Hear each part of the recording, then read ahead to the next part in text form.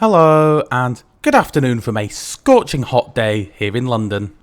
I'm currently outside the country's 11th busiest station, Euston, as today we'll be heading up to the UK's 8th busiest station and the busiest outside of London, Birmingham New Street.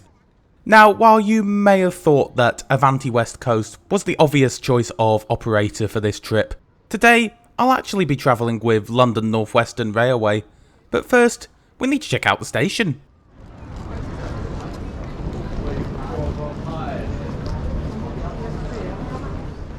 As we enter, we have a massive travel centre to our left, with plenty of ticket machines and staffed counters available. Moving further along, we have the main concourse.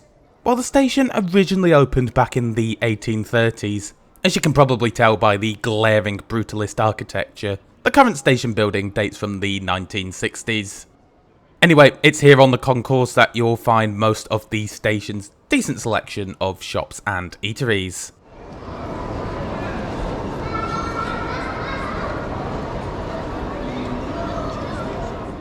Soon enough, the time comes to head down to the platform to catch our train. I'll be travelling on a super off-peak flexible ticket today, which I think is excellent value for money on this route, but I'll go into why in a bit. Anyway, the service we'll be taking is the 1549 to Birmingham New Street, which will soon be departing from platform 7. London Northwestern use these Class 350 units on their London to Birmingham services. By the way, London Northwestern Railway is actually just a brand name used by West Midlands trains on their services outside, well, the West Midlands. Anyway, the Class 350s are electric versions of Siemens' ever-popular Desiro family of trains, with these units having a top speed of 110 miles an hour or 177 kilometers an hour. 2 4-car units are coupled together here today to make an 8-car train. Now, I'm going to head for the front unit, and you'll see why when I head off for a wander around the train in a bit. Anyway, without further ado, let's get on board. There are no seat reservations on this train, so I'm free to sit wherever I like, in standard class that is. This unit is configured for longer distance journeys, with seating here being in a 2+2 configuration. The seats are pretty much identical to what you'd find on other Siemens Desiro units throughout the country with this configuration, such as TransPennine Express's Class 185s and South Western Railway's Class 444s, both of which I've covered on the channel in the past.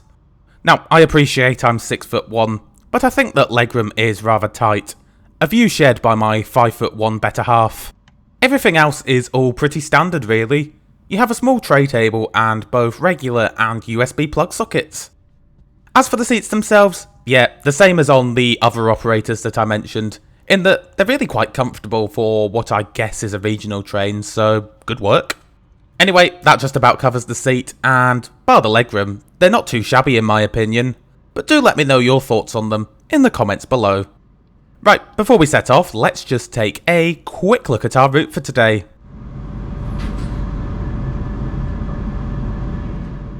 We'll head north on the West Coast Main Line, via the likes of Watford, Milton Keynes, Northampton and Coventry, before finally arriving into Birmingham for a total distance travelled of 115 miles or 185 kilometres.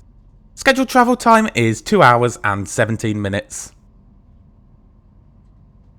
We eventually end up departing Euston a few minutes late at just after 10 to 4.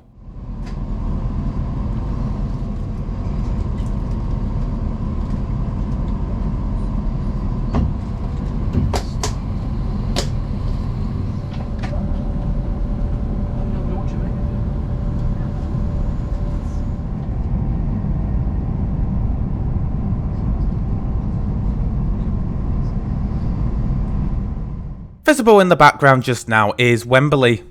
The 90,000 seater stadium is the home of English football.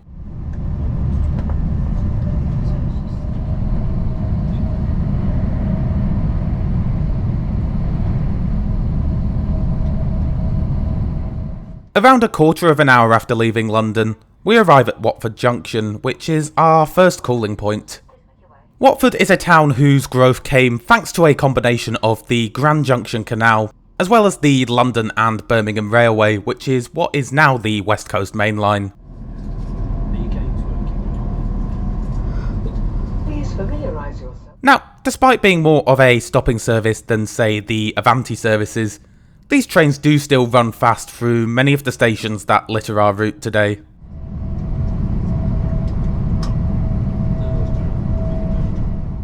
Up next for us is Milton Keynes Central.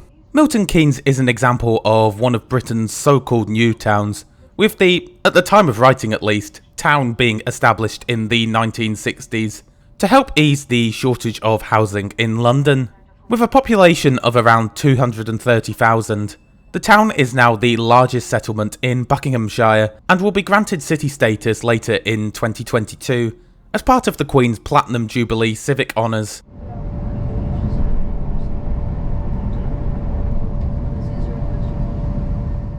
Like the sound of ad-free early access to videos, all while helping to support the channel?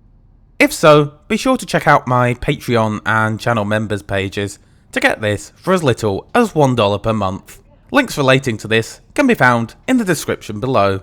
Before removing heavy luggage and pushing. Our next stop is Northampton, where we have around a 10-minute wait booked into the schedule.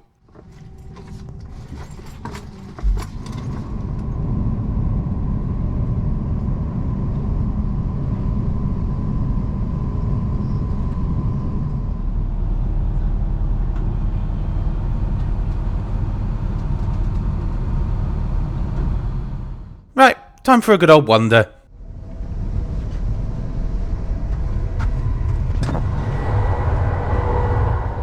While there's plenty of space for luggage on overhead racks, it's a shame that there aren't any larger stacks, especially as this train will later call at Birmingham International.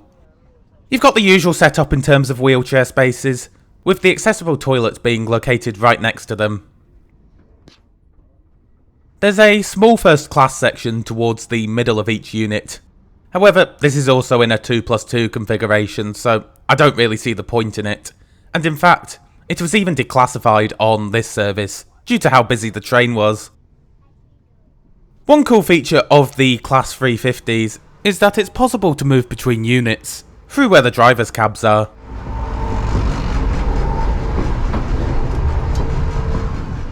Well, the rear unit looks a lot less pleasant, doesn't it? This one has a high density 3+2 seating configuration in standard class. Now, I can't say I'd want to spend all that long here. I've noticed that London Northwestern will often pair units with two different seating configurations on this route. So if you're bored to find high density seating, perhaps move to the next unit, as there's a good chance you'll find the much more desirable 2+2 seating there.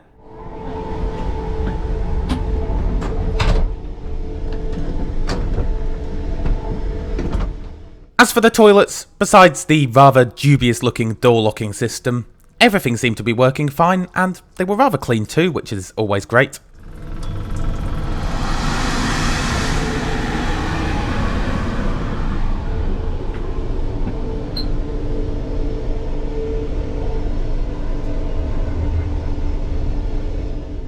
Lastly, this train is Wi-Fi enabled, although with speeds like this, they needn't have bothered with it. May be removed without notice.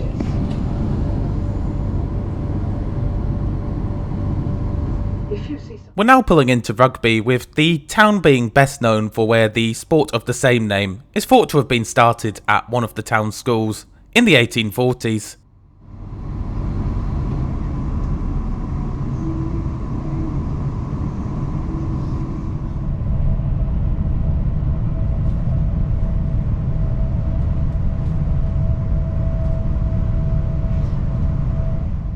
Our next stop is Coventry, which is notable most recently for being the UK's City of Culture in 2021. After Coventry, we make a number of stops in quick succession, as we run through the last 20 miles or so to Birmingham. As I mentioned earlier, this train stops at Birmingham International, which serves the nearby airport of the same name. The airport is notable for being where the last ever scheduled passenger flight of the DC-10 was operated to by Biman Bangladesh Airlines back in 2014. A short time later, we arrive at Marston Green, which will be our final stop before New Street.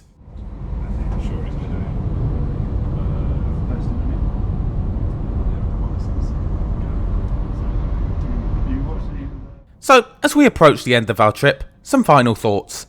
Bar the legroom, there's not really much for me to complain about here. Perhaps some onboard catering would have been nice, but not the end of the world on a 2-hour journey. As for the cost, well, I think it's really good value, with my ticket having cost me £10.85 for a super off-peak single, including railcard discount of a third. For a flexible ticket on a journey of well over 100 miles, I think that represents exceptional value for money, especially considering that no advance booking is required. If you wanted to, you could simply rock up at Euston, pay the £10.85 and go. Without a railcard, the same ticket will cost you £16.50. So this one gets a thumbs up from me, but what are your thoughts on this trip? Be sure to let me know in the comments below. Across the lane so fast because we were about to start turning, and the thing is, if we get that one wrong, you're going to Liverpool. Yeah. They came off so quickly.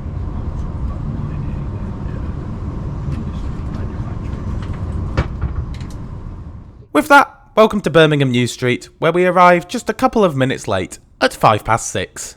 If you see something that doesn't look right, speak to staff or text the British Transport Police on 61017. I've now got an hour or so here before catching a cross-country HST back up to Leeds. However, that is a story for another day. In the meantime, that's all from me. I do hope you enjoyed the video. If you did, be sure to help us out by giving it a like, it's certainly greatly appreciated. If you're new to the channel, then why not subscribe and hit that notification bell, as I publish new trip reports every Friday. Thanks a lot for watching, and I'll see you next Friday.